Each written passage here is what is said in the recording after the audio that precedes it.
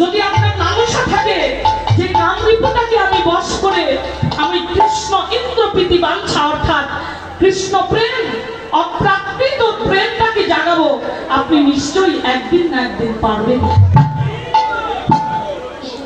সংকল্প থাকলে পূর্ণ হয়। যদি হৃদয়ে সংকল্প থাকে আজ বৈষ্ণব সেবা দিব, 10 জন বৈষ্ণবের সেবা দিব, আপনার দেখবেন অর্থ কোথা থেকে আসবে আপনি নিজেও জানবেন। সংকল্পটা বড়। আজকে আমার শ্রদ্ধাভাজন যারা কমিটির দাদারা কিংবা আমার কাকা জেঠারা যারা রয়েছেন, আমি তাদের চরণে প্রণাম জ্ঞাপন করে বলি, আজকে অন্যান্য বছর আপনারা যজ্ঞ করেছেন, আমি মনে করি আপনাদের এই বছরের যজ্ঞটা পরিপূর্ণ লীলা পরিবেশন হলো। আমরা নাম কীর্তন করে 3 দিন, হয়তোবা কোনো জায়গায় 5 দিন, 2 দিন, 4 দিন এরকম নাম কীর্তন। নাম কীর্তনের যেদিন অধিবাস হয়, নাম কীর্তনের অধিবাসের দিন যিনি শুদ্ধাচারী বৈষ্ণব ব্রাহ্মণ থাকেন, যিনি ঘট স্থাপন করেন, তিনি কিন্তু ওই নাম যজ্ঞের সঙ্গে সঙ্গে এই অষ্টকালীন লীলাটাও সংকল্প করেন। অষ্টকালীন নিত্য লীলা কীর্তন, এটা আমরা লিফলেটেও লিখে থাকি, কিন্তু প্রকৃত আমাদের অষ্টকালীন লীলা পরিবেশন হয় না। আমাদের 3 জন কীর্তনিয়া নিমন্ত্রণ করে ষষ্ঠকালীন লীলা পরিবেশন হয়। অবশিষ্ট 2টো লীলা থেকে যায়, সেটা হলো শ্রীকৃষ্ণের রূপলীলার পরে একটা লীলা আছে যেটা 9টা থেকে 12টায় পরিবেশন হবে। সেই লীলাটার নাম রাসের পূর্বাভাস শ্রীমতী রাধারানীর অভিশাপ লীলা। যে অভিশাপ লীলার সঙ্গে আমাদের মানব জীবনের একদম সমস্ত কিছুর মিল, যে অভিশাপের বাঁশি একদিন আমাদের জীবনে বাজবে। যেদিন অভিশাপের বাঁশি বাজবে সেদিন রাস্তা থেকে হোক, একটা হাটে বাজারে থেকে হোক, মাঠে থেকে হোক, ঘরে থেকে হোক, বাহিরে থেকে হোক, যেখানেই থাকি সেখান থেকে বিদায় নিয়ে চলে যেতে হবে। রাধারানীর নাম ধরে যেমন বেজেছিল বাঁশি, রাধারানী এক কর্ণে কুণ্ডল পরেছে, আর এক কর্ণে কুণ্ডল পরবার কথা বলেনি। শাড়ি পরেছে, অঞ্চলটা চলে যাচ্ছে মাটিতে। এভাবে রাধারানী এক নয়নে কাজল পরেছে, আর এক নয়নে পরেনি। রাধারানীর সবকিছু উল্টা পাল্টা হয়ে গেল। যখন বাঁশি বাজলো তখনই রাধারানী রওনা দিলেন গোবিন্দ দর্শনের উদ্দেশ্যে। তত বাঁশিটা যখন আমাদের জীবনেও বাজবে বাবা, যে যেখান থেকে থাকি, সেজে থাকি অসেজে থাকি, সেখান থেকে আমাদেরকে বিদায় নিয়ে চলে যেতে হবে। এত সুন্দর একটা লীলা অবশিষ্ট থেকে যায়। আর রাসের পরে আর একটা লীলা থেকে যায়, খুব রসজ্ঞ লীলা। আমরা রাসকে মুকুটমণি বলে থাকি। 64 কীর্তনের লীলায় সবচেয়ে রাসকে আমরা কীর্তনে মুকুটমণি বলে থাকি, কিন্তু ভাবুক ভক্ত যারা, তারা আবার অলস লীলাকে খুব প্রাধান্য দেন। অলস লীলা, যে লীলায় রাধা গোবিন্দ শয়নে থাকে, ভক্তরা দর্শন করে। হরে কৃষ্ণ। আপনার করুণায় সুস্থ থাকবেন।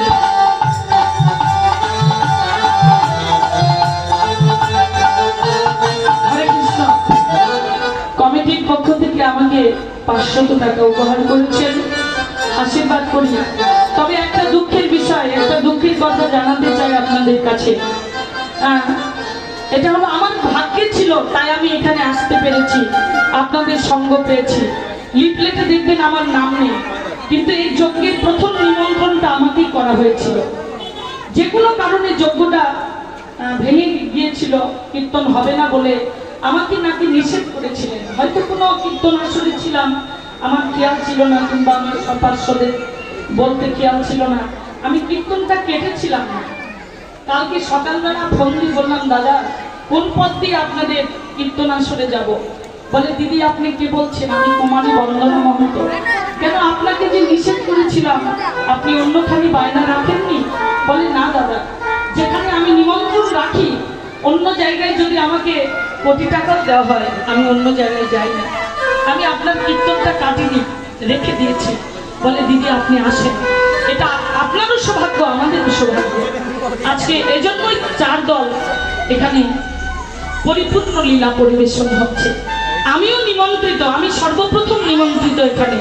তো যাই হোক, আমারও ভাগ্যে আছে আপনাদের সঙ্গ করা, তাই আপনাদের মধুর সঙ্গটা পেলাম।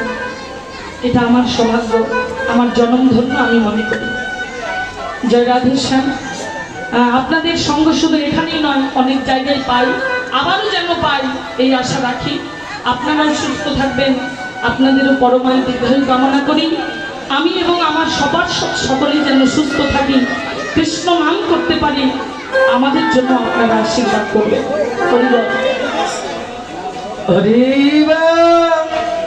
তাই আসুন, হরে কৃষ্ণ। আমার দাদাশ্রী আমাকে আরো 100 টাকা উপহার করেছেন, আশীর্বাদ করি প্রভু যেন তার মনোবাঞ্ছা পূর্ণ করেন। লীলা স্মরণের বিষয় শ্রী শ্রীকৃষ্ণের রূপ অনুরাগ।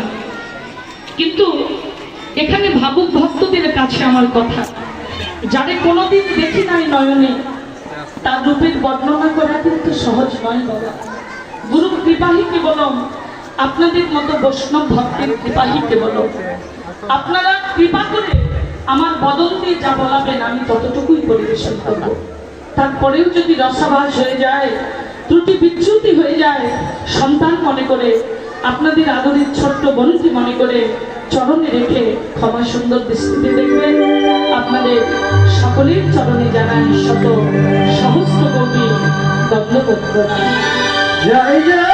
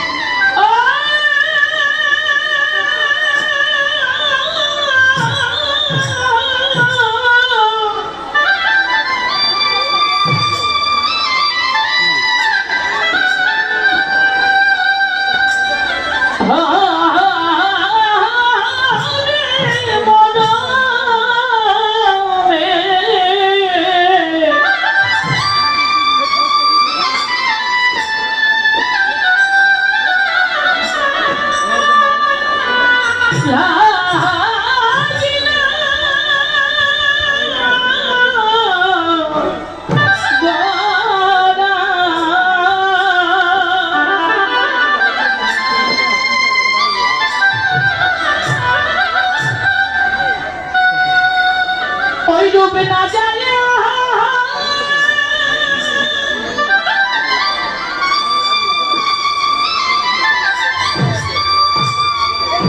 না